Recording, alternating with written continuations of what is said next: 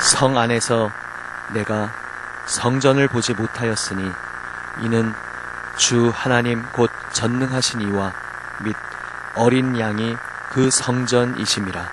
그 성은 해나 달의 비침이 쓸데없으니 이는 하나님의 영광이 비치고 어린 양이 그 등불이 되심이라. 만국이 그 빛 가운데로 다니고 땅의 왕들이 자기 영광을 가지고 그리로 들어가리라. 낮에 성문들을 도무지 닫지 아니하리니 거기에는 밤이 없음이라. 사람들이 만국의 영광과 존귀를 가지고 그리로 들어가겠고 무엇이든지 속된 것이나 가증한 일 또는 거짓말하는 자는 결코 그리로 들어가지 못하되 오직 어린 양의 생명책에 기록된 자들만 들어가리라. 또 그가 수정같이 맑은 생명수의 강을 내게 보이니 하나님과 및 어린 양의 보좌로부터 나와서 길 가운데로 흐르더라. 강 좌우에 생명나무가 있어 12가지 열매를 맺되 달마다 그 열매를 맺고 그 나무 잎사귀들은 만국을 치료하기 위하여 있더라. 다시 저주가 없으며 하나님과 그 어린 양의 보좌가 그 가운데에 있으리니 그의 종들이 그를 섬기며 그의 얼굴을 볼 터이요 그의 이름도 그들의 이마에 있으리라. 다시 밤이 없겠고 등불과 햇빛이 쓸데없으니 이는 주 하나님이 그들에게 빛이심이라. 그들이 세세토록 왕노릇하리로다. 아멘. 어제 말씀을 나누면서 그림도 함께 보시고 우리가 그것을 다시 기억하였습니다. 주님께서 십자가에 달려 보혈 흘리심은 현세에서 그저 어떤 내세로 도피한다든지 현세는 아무 의미도 없고 다음 세상에서 낙원을 확보하기 위한 어떠한 그 정도의 의미가 아니라 내 전 존재를 그리고 우리의 온 세상의 본질을 변화시키시려고 완전히 뒤집어 바꾸어 주시려고 보혈 흘려 주셨다는 것을 나누었습니다. 그러므로 예수 믿는 사람의 인생은 이미 이 땅에서부터 영생을 누리는 것입니다.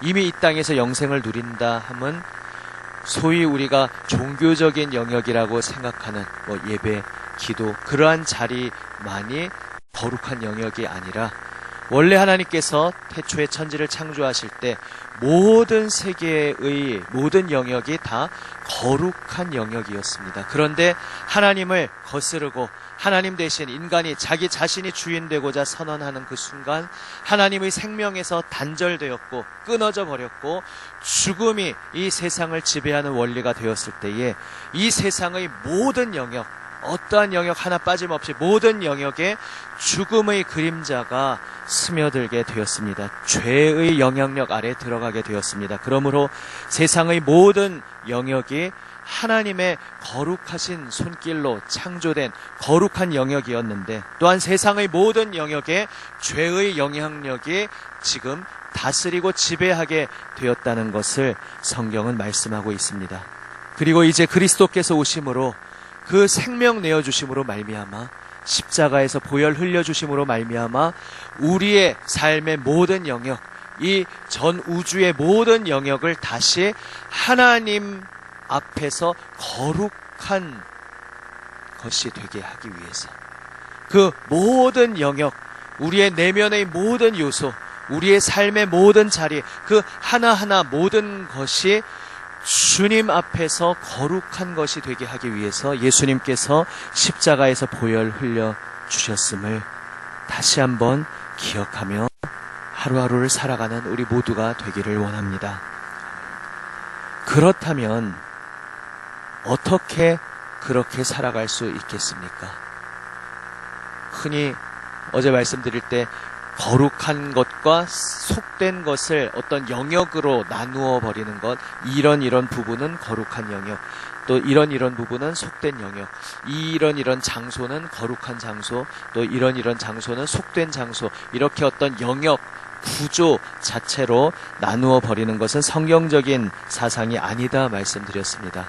그것은 헬라 철학의 그 이원론의 사상이 성경에서 말씀하는 것과 섞여버리면서 2000년 기독교 역사에 실제로 그 교회사 속에서 오해를 불러 일으켰고 지금까지도 많은 기독교인들 우리들의 사고방식을 잠식하고 있는 그러한 잘못된 사상입니다. 물론 그것을 오해하게 만든 원인이라기보다 그러한 요소가 있기는 있습니다. 구약 성경에 보면 구약에서는 어떤 짐승은 거룩하고 어떤 동물은 거룩하지 않고 어떤 장소는 어떤 장소보다 더 거룩하고 이러한 개념이 분명히 구약에는 있었습니다. 그런데 그 구약은 신약을 예비하는 예고편이었다는 것을 우리가 성경을 읽을 때에 입체적으로 보아야 하는 것이죠. 구약과 신약이 그냥 대등한 것이 아니라 구약은 결국 완성된 계시인 신약을 통해서 구약을 보아야 합니다. 그래서 하나님께서 원래 품으신 본뜻은 어떤 존재는 그냥 영원히 거룩하고 유대인은 이스라엘 사람은 거룩하고 이방인은 속되어서 하나님 나라에 들어올 수 없고 이런 식으로 분리시키시는 것이 하나님의 원뜻이 아니라 제가 전에 한번 그림원어로 비유로 말씀드린 적이 있습니다. 구약에서 하신 일은 온 세상이 하나님을 떠나서 어둠 가운데 새카맣게 말하자면 칠해져 있는데 물론 우리 실제로 실생활에서 뭐 이런 것들 사족을 붙이지만은 뭐 검정색이 악하고 흰색이 선하다 이런 것이 아니라는 것 이해하실 것입니다. 우리가 어둠과 빛의 색깔과 비슷하게 하다 보니까 이제 검정색과 흰색으로 흔히 비유를 하는 것인데요. 그 검정색으로 가득 칠해져 있는 그 자리에 이제 다시 그것을 흰색으로 바꾸시려면 거기에 흰 점이 먼저 떨어지면서 무언가 출발점이 있어야 합니다. 그래서 이 세상에서 그건 비유였고요. 실제적으로 말한다면 이 세상이 무엇이 선한 것인지 무엇이 의로운 것인지 무엇이 하나님 기뻐하시는 삶인지 모르는 혼란의 도가니에 빠졌을 때에 하나님께서 한 민족을 택하시고 그곳에 하나님의 법도를 주시고 하나님의 뜻대로 살아가는 것은 세상의 법과는 이렇게 다르다는 것을 보여주기 위해서 따로 떼어서 구별하여서 의도적으로 울타리를 치시고 보호지대로 두신 것이 이스라엘이었습니다. 그래서 구약성경 그런 식으로 표현될 수밖에 없었습니다. 그러나 우리는 예수 그리스도께서 오심으로 말미암아 그 구약의 개념이 이제 예수님 안에서는 어떻게 변화되는지 분명히 보았습니다. 이제는 거룩한 장소와 속된 장소를 구분하는 것이 아니라 예수님께서 가시는 곳마다 속되었던 곳, 다시 말해 하나님의 생명에서 단절되어 있었던 곳, 저주의 영향력 아래 있었던 것들이 모두 저주가 풀리고 어둠이 빛으로 바뀌고 죽음이 생명으로 변화되는 놀라운 역사가 일어나기 시작했습니다. 바로 그것이 우리를 위해 찾아오신 예수 그리스도께서 하신 일이었습니다. 그리고 그 모든 사역의 정점은 십자가였습니다. 죽음이 생명으로 바뀌는 것은 거저되는 것이 아니었습니다. 아무리 전능하신 하나님이라 하더라도 공의의 하나님께서는 그냥 지금까지 다 죄지었던 것 없었던 걸로 하자, 죄야 다 선한 것으로 바뀌어라 한다고 갑자기 도깨비 방망이처럼 바뀌는 것이 아니라 하나님의 법칙대로 하나님께서 스스로도 만족하시는, 납득하시는 그 선한 길을 따라 그 변화가 일어나야 했는데 죄를 짓고 그 죄의 대가와 형벌을 치러야 하는 죄인들, 바로 우리들이 용서받기 위해서는 그 모든 죄값이 치러져야 하는 희생 제물이 있어야 하는 것이 하나님의 공의의 법이었습니다. 그리고 그 우리의 모든 죄악을 한 몸에 담당하시어 그 한 분이 죽으심으로 말미암아 우리의 모든 죽음의 값을 대신 치러주시고 온 세상을 죽음에서 생명으로 바꾸어 주신 분이 바로 하나님의 독생자, 하나님의 말씀, 육신을 입고 우리 가운데 오시어 십자가에 달리신 우리 주님 예수 그리스도신 것입니다. 아멘. 그렇다면 이제 구원받은 백성인 우리가 주일에만 교회당에 나왔을 때만이 아니라 평일의 모든 시간들, 내 삶의 모든 영역, 그곳에서 거룩하신 하나님의 손길을 경험하는 방법이 무엇이겠습니까? 오늘 본문 말씀은 천국의 본질이 무엇인지, 새하늘 새 땅의 본질이 무엇인지 잘 보여주고 있습니다. 새하늘 새 땅이 될 수 있는 본질은 그곳에 하나님이 빛이시기 때문입니다. 그곳에 어린 양이 등불이 되시기 때문입니다. 그 모든 자리에 빛으로 하나님께서 임하시고 어린 양 예수 그리스도 그 은혜, 그분의 희생과 그분의 부활 권능으로 인하여 그분의 생명이 모든 곳을 구석구석 비추시기에, 그래서 천국은 천국이 될 수 있고, 그래서 새하늘 새 땅은 정말 옛 세상과는 구별되는 새로운 세상이다라고 말할 수 있는 것입니다. 그러므로 오늘 우리가 그 새로운 새하늘 새 땅에 부름받은 자로 이미 거듭난 새 생명, 영생의 삶을 오늘 나의 삶의 자리에서 구체적으로 누리는 그 길이 무엇이겠습니까? 우리가 이미 사실은 너무나 잘 알고 있는 정답, 예수 그리스도, 그분만이 정답이요, 그분만이 열쇠이십니다. 이것을 우리가 모르는 것이 아닌데 그 의미가 무엇인지는 우리가 아직 다 알지 못할 수도 있습니다. 예수 그리스도만이 정답이십니다. 예수 그리스도만이 길이십니다. 나의 삶의 모든 자리에서 예수 그리스도만이 오직 빛이 되시고, 그 나의 삶의 모든 영역들, 예전에 종교적이고 거룩한 영역이라고 한정지었던 그 영역만이 아니라 속된 혹은 조금 더 부차적인 영역이라고 제껴두었던 그 영역까지도 다 지성소로 들어와야 하는, 하나님의 피가, 예수 그리스도의 피가 뿌려져야 하는, 하나님의 거룩하신 손길이 닿아야 하는 그러한 것을 우리가 고백한다면 그것이 바로 예수 그리스도께서 그 자리에 임하심으로 말미암아 가능하다는 사실을 오늘 다시 한번 기억하시는 우리 모두가 되시기를 바랍니다. 그것은 다시 말하면, 구체적으로 말하면, 예를 들어 내가 자녀를 양육한다고 할 때, 또 내가 내 손주를, 내 사랑하는 가족을 돌본다고 할 때, 또 내가 일터에서 사람들과 관계를 이루고 내가 어떤 맡은 일을 한다고 할 때, 그 자리에서 예수님께서 주인 되어 일하시도록 내가 주인 되려는, 내가 선악을 알게 하는 나무의 열매를 따먹고 내가 내 인생을 책임지고 주관하겠다라는 그 태도를 버리고, 그 모든 자리에서 여기 직장은 속된 영역이니까 이 이원론이 왜 잘못되었고 왜 심각한 치명적인 잘못을 안겨주냐 하면, 속되다고 제껴놓고 속된 영역이니까 거기는 그냥 내 생각대로, 내 의지대로, 내 계획대로 살아버리니까 그것이 문제가 됩니다. 하지만 일터에서 하나님 앞에 무릎 꿇고 주님의 뜻을 바라며, 주님, 제가 이 직장에서, 일터에서 사람들과 관계를 맺는 것, 또 그 관계만이 아니라 그 내가 일하는 그 일 자체가 예수님의 뜻대로 이루어지는 것이 어떠한 것이겠습니까? 정말로 주님 앞에 엎드려 기도함이 필요합니다. 일 시작하기 전에 기도하는 것 중요합니다. 그것조차도 망각하고 하지 않으면 정말로 오늘 그 내 모든 그 자리가 그리스도의 주권에 들어와야 한다는 것을 망각할 수 있기에, 일을 시작할 때 기도로 먼저 시작하면 중요합니다.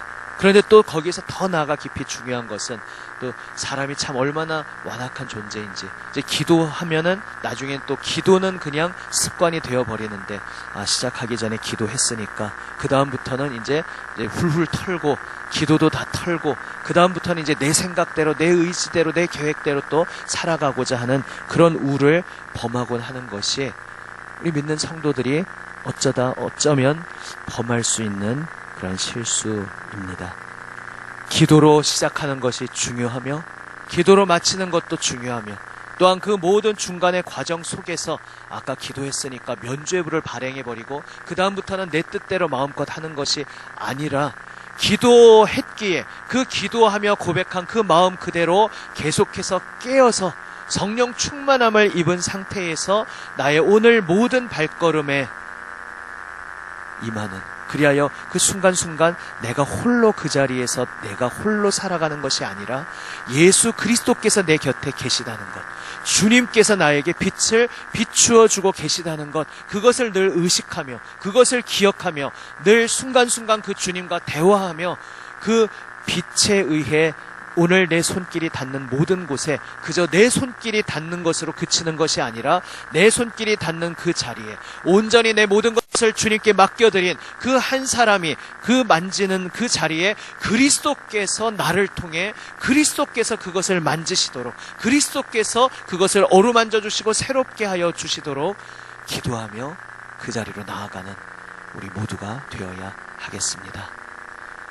내 삶의 자리에서 구체적으로 어떻게 적용할 수 있을까 한번 실천 사항들을 기도함 속에 지혜를 구하면서 찾아보시기를 바랍니다. 아까 말씀드린 대로 기도했으니까 라는 게 그냥 면죄부가 되어서는 안 되지만 그러나 기도하는 행위 자체도 잊지 않도록 우리가 다시 한번 주님께 초점을 맞추는 것이기에 중요하다 말씀드렸습니다.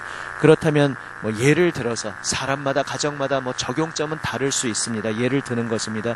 예를 들어서 이전에는 우리 가족들이 하나 둘씩 출근하고 학교 가고 각자 볼일을 보러 밖에 나갈 때 그냥 잘 다녀와, 그냥 얼굴 보이지 않는 곳에서 그냥 소리로 잘 다녀와 라든지 그래도 얼굴은 보려고 나와서 잘 다녀오세요, 잘 다녀와라 이렇게 했었는데 이제는 우리가 이 집 밖을 나서서 우리가 발걸음하는 모든 자리 순간마다 그리스도께서 임하시기를 원하는 마음으로 한번 손을 잡고 혹은 포옹을 하고 나가는 가족을 위해 축복 기도를 하면서 그 기도할 때도 그저 우리는 보통 그냥 안전을 위해서만 기도할 때도 어쩌면 많이 있을지 모릅니다. 안전하게 지켜주실 것도 기도하지만 주여 오늘 우리의 사랑하는 가족이 이제 밖으로 나가서 밟는 그 땅마다 그가 나아가는 그 모든 곳마다 그리스도께서 비추어 주시고 그 자리에 그리스도의 뜻이 이루어지도록 우리 사랑하는 가족 늘 성령 충만함으로 깨어서 주님과 함께 동행하게 하여 주옵소서. 이렇게 기도하는 것을 예를 들어 하나의 구체적인 실천 사항으로 한번 실천해 보실 수도 있을 것입니다. 장차 우리가 맞이할 새하늘 새 땅의 본질은 그리스도께서 모든 곳을 비추시는 것입니다. 그래서 그 장차 올 세상을 기다리며 미리 지금 이미 영생을 누리고 있는 우리의 순간순간의 삶의 본질도 그 모든 삶의 자리에서 그리스도께서 빛을 비추어 주시고 그리스도와 함께 손잡고 살아감입니다. 그래서 출애굽했던 이스라엘 백성이 약속의 땅에 들어갔을 때 그 약속의 땅이 될 수 있었던 본질은 율법을 받았다는 것입니다.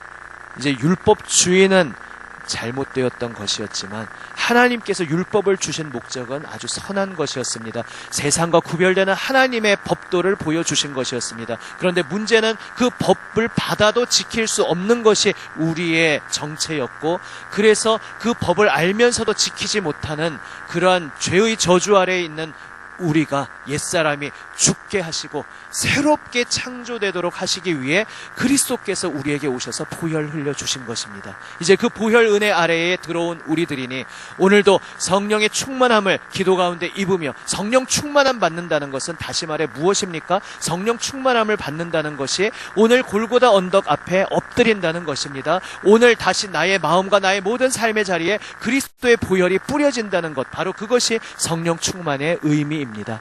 오늘도 나의 모든 삶의 자리에 그리스도의 빛이 비추시고 그리스도의 보혈이 뿌려지기를 기도하며 순간순간 늘 깨어서 내 곁에 함께 동행하시는 주님과 함께 대화하며 주님께 여쭈어보며 주님의 대답을 기다리며 주님과 함께 동행하는 그 천국의 본질을 오늘 나의 삶의 자리에서도 미리 누리는 저와 여러분 우리 모두가 되시기를 우리 주님의 이름으로 축원합니다. 아멘. 기도하시겠습니다.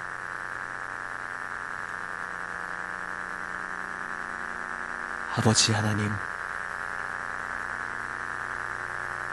주님의 얼굴을 선명하게 보게 될 그날을 기다립니다. 주님의 보좌 앞에 서서 영원토록 주님을 섬길 그 영광의 날을 기다립니다. 주님, 예수님께서 저희의 치유가 되시고, 예수님께서 저희의 삶의 의미가 되시고, 예수님께서 저희의 걸어가는 길의 빛이 되시고, 예수님께서 저희의 모든 삶의 행복과 영광과 기쁨이 되시오니, 아버지 하나님, 오늘 하루를 살아갈 때에도 아버지, 나 홀로 고민하던 그 자리에 예수님을 모셔드리고 예수님께 기도하는, 염려에서 기도하는 자리로 변화되게 하여 주시옵소서. 아버지 하나님, 주여, 힘겨워 눈물 흘리던 그 자리에 오늘 예수님을 모셔드림으로 말미암아 내가 그저 내 힘으로 슬픔을 극복하는 그러한 것이 아니라 내 눈물 닦아주시는 예수님의 손길을 경험하는 오늘 하루, 또한 우리의 평생의 삶이 되게 하여 주시옵소서. 주님, 나의 국리, 나의 계획, 나의 비전으로 펼쳐나가려던 그 인생의 내 모든 발걸음 앞에 이제 예수님을 주님으로 모셔드림으로 말미암아 주님 나를 향하신 마음을 깊이 깨닫고, 그리하여 내가 살아가는 한 걸음 한 걸음이 그저 살아남기 위한 발걸음, 생존하기 위한 발걸음이 아니라 그리스도께 복종하는 그 자리에 그리스도께서 어떻게 부활 권능의 생명으로 놀라운 역사를 이루시는지, 하나님의 역사하시는 것을 날마다 생생히 체험하는 놀라운 복된 자리가 되게 하여 주시옵소서. 우리 구주 예수 그리스도의 이름으로 기도드립니다. 아멘.